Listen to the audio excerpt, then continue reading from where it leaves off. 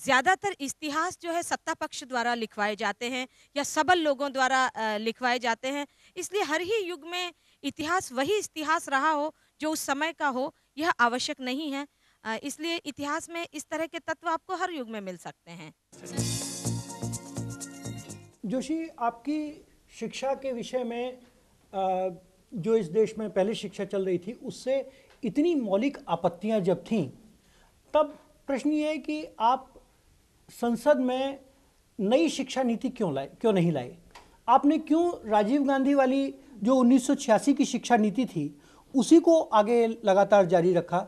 और नई शिक्षा नीति यदि आती तो संसद में उस पर बहस हो जाती और उसके बाद राष्ट्रीय बहस ने जो एक एक्रिमोनियस रूप धारण कर लिया, एक तीखी बहस हो गई, उसमें जो नकारात्मक पहलू आ गए वो शायद तब ना आते और आपकी नई शिक्षा नीति जो होती उसके अनुसार जो है वो संसद उस पर मोहर लगा देती। और देखिए, नई शिक्षा नीति बनाने का कोई कारण नहीं, क्योंकि जो बातें उस शिक्षा नीति में थी वो ठीक थी, तो नई क्यों बनाई जाए? ये कोई हमारा ये एक प्रकार का ये मंतव्य थोड़ा ही है कि जो कुछ किसी ने पहले किया हो, ठीक भी किया हो तो उसे उठा के फेंक दे। यही फ़र्क है हम में और उनमें। हमने देखा कि जो शिक्षा नीति बनी हुई है वो पूरे तौर पर जो आवश्यकताएं हैं उनके अनुसार है, और जहां उसमें कमी थी वो हमने पूरी की। एक शिक्षा नीति संसद में बहस होकर पास हुई है, ठीक काम कर सकती है, उसमें कोई दिक्कत नहीं है। उसी में लिखा हुआ है उस शिक्षा नीति के अंदर कि पाठ्यक्रम में बदलाव आना चाहिए, हमने बदल दिया जी। हम दोबारा से क्यों जाएं संसद के पास, जब उसमें लिखा हुआ है कि हर 5 साल में पाठ्यक्रम का पुनरीक्षण होना चाहिए। हमने पुनरीक्षण कराया। इसके माने कोई राजनीतिक अंतर्निहित कारण नहीं थे? कोई राजनीतिक अंतर कारण नहीं था, ये तो देश के हित में और उस नीति के अनुसार जो कुछ उचित था वो किया गया। अब अगर सुप्रीम कोर्ट कह रही है कि संस्कृत पढ़ाइए जी, तो हमें दोबारा से संसद के पास जाने की जरूरत क्या है जी? हमारे पाठ्यक्रम के बारे में सुप्रीम कोर्ट ने कहा कि हाँ बिल्कुल ठीक है, तो कोई आवश्यक नहीं कि अगर कोई नीतियाँ चल रही हैं तो उसमें ज़बरदस्ती ये दिखाने के लिए कि हमें कुछ न कुछ हम नीतियों में परिवर्तन करें, जैसे वो आज कर देते हैं ना। जितनी सारी बेरोज़गारी की योजनाएं थी उन्होंने उठा के उनका नाम रख दिया राजीव गांधी योजना। वो अटल बिहारी जी की भी जितनी योजनाएं थी उनको पलट के आप राजीव गांधी रख दें। हमने तो ये नहीं किया, चल रही है योजना से सवाल है पर ये कोई ज़रूरी थोड़ी है कि आप इस तरह की बातें, ये क्षुद्र मानसिकता का प्रतीक होता है अगर हम अनावश्यक रूप से नीति लाते। विज्ञान में नीति नहीं थी, हम विज्ञान की और टेक्नोलॉजी की नीति लाए।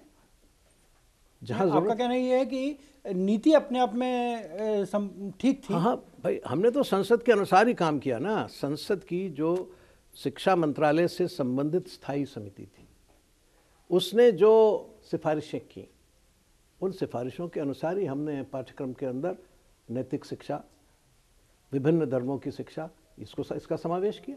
डॉक्टर जोशी, मेरा आपसे एक सवाल है कि आपका और आपके साथियों का ये मानना है कि आर्यों को विदेशी और मुगलों को स्वदेशी कहना गलत है।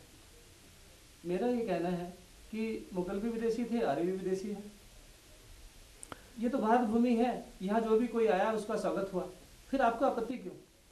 देखिए, इसके 2 कारण हैं। पहला तो ये कि इस बात कोई प्रमाण नहीं है कि आर्य बाहर से आए। जैसा मैंने कहा कि ये बिल्कुल स्पष्ट रीति से सिद्ध है कि आर्य बाहर से नहीं आए। कहा यह जाता है कि आर्य बाहर से आए और मोहनजोदड़ो और हड़प्पा की सभ्यता को नष्ट किया और यहाँ आकर के फिर उन्होंने कुछ दिनों बाद फिर वेदों की रचना की। ये तथ्य अब इतिहास से सिद्ध नहीं होते।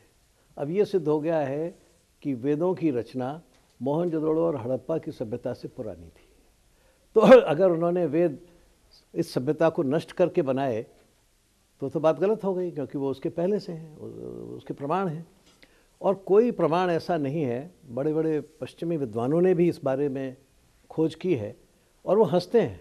वो कहते हैं कि जो लोग आर्यों का बाहर से आना मानते हैं वो हास्यास्पद है। वो सवाल करते हैं वो कौन सी तलवार है भाई, कौन से तीर कमान है भाई जिससे उन्होंने मारा, कहाँ मारा, कैसे मारा, इसका कोई जवाब नहीं है। तो अब पहले वो आर्यों को आक्रमणकारी कहते थे, धीरे धीरे वो बदलने लगे कि नहीं, आर्यन इन्वेजन नहीं, आर्यन माइग्रेशन। क्यों? क्योंकि वो लड़ाई बढ़ाई तो ख़त्म हो गई। इसलिए जब एक बात इतिहास से सिद्ध नहीं है, प्रमाणों से सिद्ध नहीं है, तो उसको तो मानना चाहिए। अब मुग़ल जिस समय आए थे तो बाहर से आए थे, हमला करके आए थे।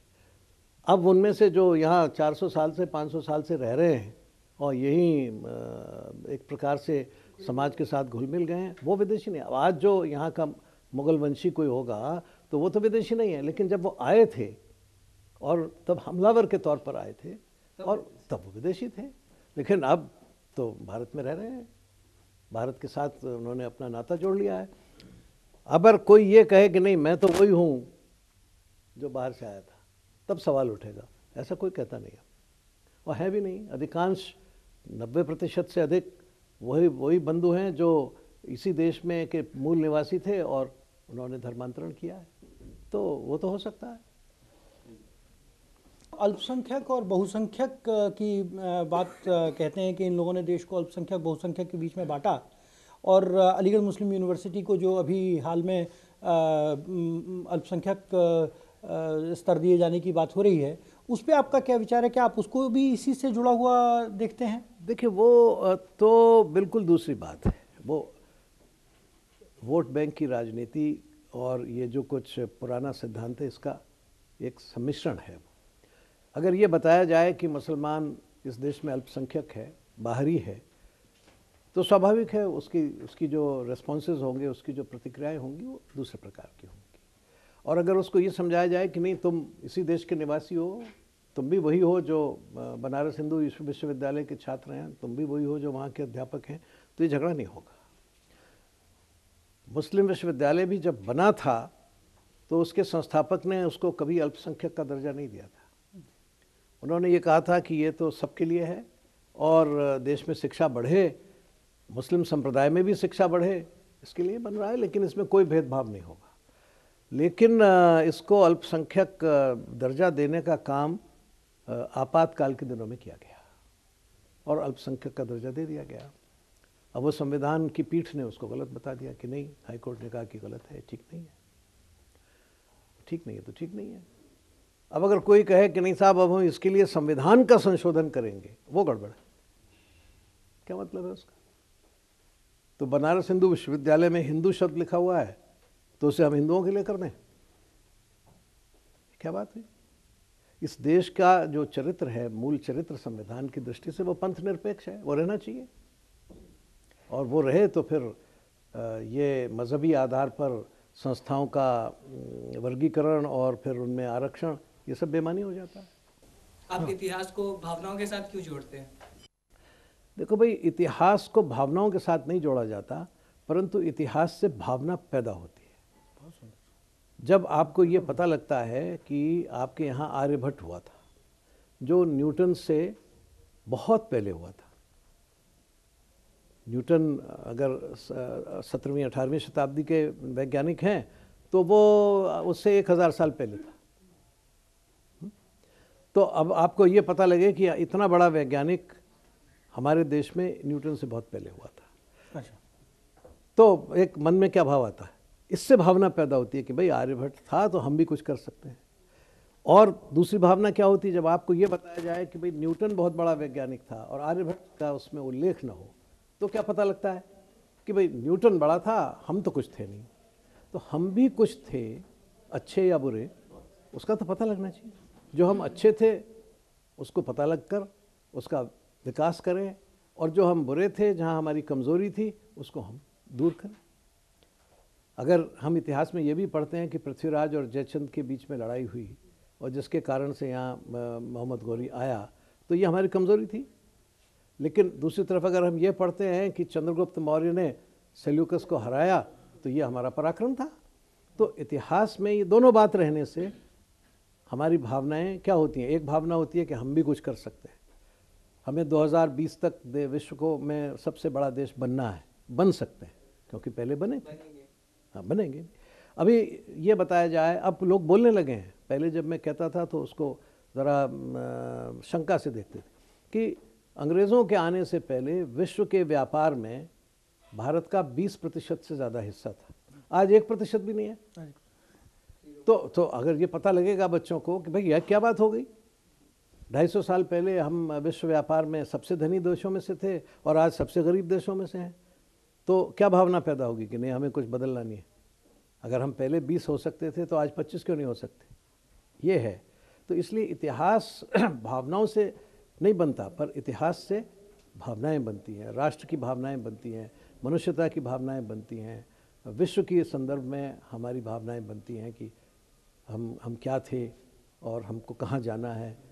ये इसलिए इतिहास का डॉक्टर साहब, आप अगर पुनः सत्ता में आए तो क्या इतिहास की शोध की दिशा और दशा में कुछ मौलिक परिवर्तन होंगे?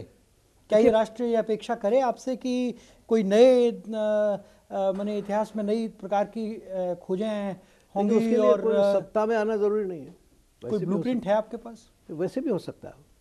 ये तो इतिहासकारों के सम्मेलनों से, परस्पर के शोध पत्रों के आवागमन से होता है। अब जब मैं मंत्री था विज्ञान का, तब जो हमने खंबात की खाड़ी में जो एक संस्कृति और सभ्यता के चिन्ह प्राप्त किए थे, वो तो हमारे वैज्ञानिकों ने जी खोज करते करते उनके हाथ में आ गया। तो देखा उन्होंने, रही ये क्या बात है, अब और आगे हो रही है खोज, एक और मिल गई उसके भी आगे। जी जी तो ये खोज चलती है, इसमें कोई सरकार कहेगी, मैंने भी उन वैज्ञानिकों से कहा थोड़ी था कहानी निकालो। लगे। लेकिन एक दृष्टि होती है कि भाई हमें खोजना चाहिए कि हम कितने पुराने हैं, हमारा अस्तित्व कब से आया, हम दुनिया के संदर्भ में हमारा क्या स्थान है, इसके लिए खोज होती है। आज भी बहुत से इतिहासकार कर रहे हैं और बराबर अभी वो इतिहास के क्षेत्र में राजकीय हस्तक्षेप को आप किस दृष्टि से देखते हैं, विशेषतः जो पिछले वर्षों में चलता रहा है और पुस्तकों का और ये सब हुआ है? देखिए, इस पे आप जरा अपना पक्ष देखिए, इतिहास बहुत ही एक ऐसा यंत्र है कि जिससे आप देश को बना भी सकते हैं, बिगाड़ भी सकते हैं। ये सबसे महत्वपूर्ण उपकरण है देश को आगे ले जाने का या देश को पीछे ढकेलने का। इसलिए सरकारी इतिहास तो नहीं लिखा है, जैसा कि कैप्सूल में लिखा गया था, जी लेकिन सरकार इस बारे में ज़रूर प्रोत्साहन करेगी लोगों को, और करना चाहिए कि जो देश का गौरवशाली भाग है इतिहास के, जो उसके कारनामे हैं, वो लोगों को ज़रूर पता लगे और निरंतर लोग उसके बारे में अन्वेषण करते रहें, बहस चलती रहे, पर उसको बंद नहीं करना चाहिए। जी क्योंकि इतिहास में अगर आपने उसको बंद कर दिया तो मामला गड़बड़ हो जाएगा, उससे तो फिर और सही दृष्टि मिलना ये सब खत्म हो जाएगा। आवश्यक ये है कि हम इतिहास को भारत की दृष्टि से देखें, अपने इतिहास को, और फिर विश्व को भारत की दृष्टि से देखें। जी मैं आपको इसका एक उदाहरण देता हूँ। जी जब मैं विश्वविद्यालय में प्राध्यापक था तो उस ज़माने में पहली खाड़ी लड़ाई हो रही थी। जी मेरे पास एक छात्र आया अखबार लेके, कहने लगा सर इसमें 2 लेख लिखे हैं और दोनों एक ही बात पर हैं, मगर एक कहता है वार इन मिडिल ईस्ट, दूसरा कहता है वार इन वेस्ट एशिया। अब ये क्या बात है साहब, ये सच क्या है इसमें? मैंने कहा बच्चे इसमें दोनों ही सच है। इंग्लैंड से देखते हो तब वो मिडिल ईस्ट है, हिंदुस्तान से देखते हो तो वेस्ट एशिया। जब आप इंग्लैंड में बैठते हैं तो सिंगापुर इज़ फार ईस्ट, जी जी हमारे लिए वो निकट है, पड़ोसी है, नियर ईस्ट है, बिल्कुल घर के आंगन में है। जी। तो आप किस दृष्टि से चीज़ों को देखते हैं, इसका फ़र्क पड़ता है। हिंदुस्तान में रह करके हिंदुस्तान की दृष्टि से आप अपने इतिहास को और दुनिया को देखते हैं, उसका एक अर्थ है, और आप अंग्रेज़ की दृष्टि से या रूस की दृष्टि से या चीन की दृष्टि से देखते हैं तो उसका दूसरा अर्थ है। इसलिए इतिहास को पहला मेरा कहना है कि आप अपनी भारत की दृष्टि से देखिए, जी फिर उसका विस्तार होता है, फिर देखिए कि दुनिया आपके बारे में क्या कहती है, फिर घिसिए उसको कि हम सही हैं कि दुनिया सही है। मनोहर जोशी जी के द्वारा जो किए गए प्रयास हैं, उनसे जो हमारी आने वाली पीढ़ी है, जो हमारी संस्कृति है, उस चीज़ का आभास होता है कि डॉक्टर मुरली मनोहर जोशी जी ने इतिहास के अंदर बदल करके ना तो शिक्षा का भगवाकरण किया है और ना ही उन्होंने इस प्रकार की सोच किसी के मन में डालने के लिए दी है। डॉक्टर जोशी, आपका बहुत बहुत धन्यवाद। आपने हमारे दर्शकों को आज इतिहास